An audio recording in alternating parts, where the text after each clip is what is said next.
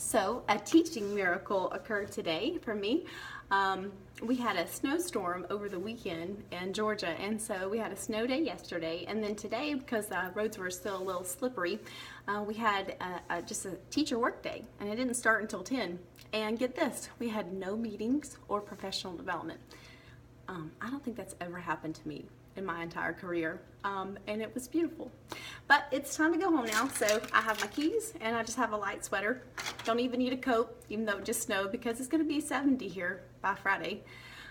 We have such crazy weather in Georgia, bless our hearts. Anyway, even though I've been forming new habits and I've gotten used to it, sometimes I still kind of feel a little naked as I'm walking out, because I got so used to carrying this big shoulder bag full of papers, lesson plans, and my computer, because I would have to work on a test or my website or grade some stuff at the house, because there's just too much things to get finished at school, or so I thought. Anyway, so I'll carry those things in, and I put my bag down by the door, and have all these things that need to be cleaned, or kids that needed help with their homework, or I had to get my children ready for bed. And even though I had set down that physical burden of that bag, mentally I still carried that burden around.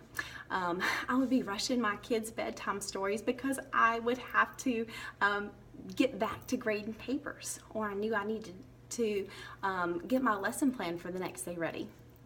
How sad is that? I can't believe I did that, but I used to every day. So, even if I decided to give myself a break and I would leave my bag in the car, it would still be with me in my mind. See, I left work every day, but work never left me. And so if I decided to take the night off, turns out we have every night off, by the way, but if I did decide not to grade or work on my computer, I would still feel that guilt come over me, like, oh, I really need to finish this, or my lessons aren't going to be good enough tomorrow if I don't perfect this, or add this link in, or add this picture.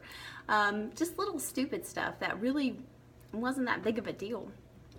So, maybe I would have some tea, or maybe I would take a bath. But the whole time I was doing that, my mind was divided. And I kept going back mentally to what I needed to do, instead of enjoying what I was trying to do, whether, that's watching your favorite show, or reading a book, or just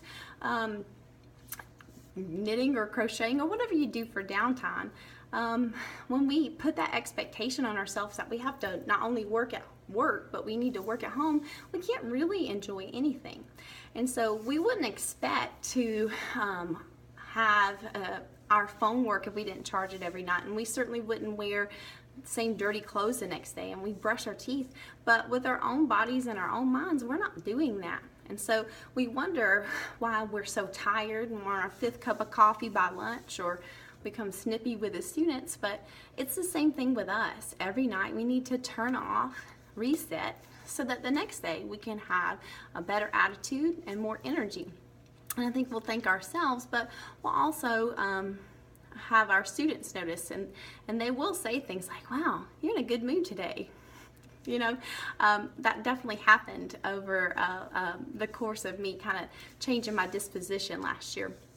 So I invite you to just ditch your bag and head out. And with every step as you walk towards your car in the afternoon, if you have a list of 4 or 5 things that you just need to do that are going to stress you out, with every step, just think of those things as kind of shrinking, and just drop them mentally as you get closer and closer to your vehicle.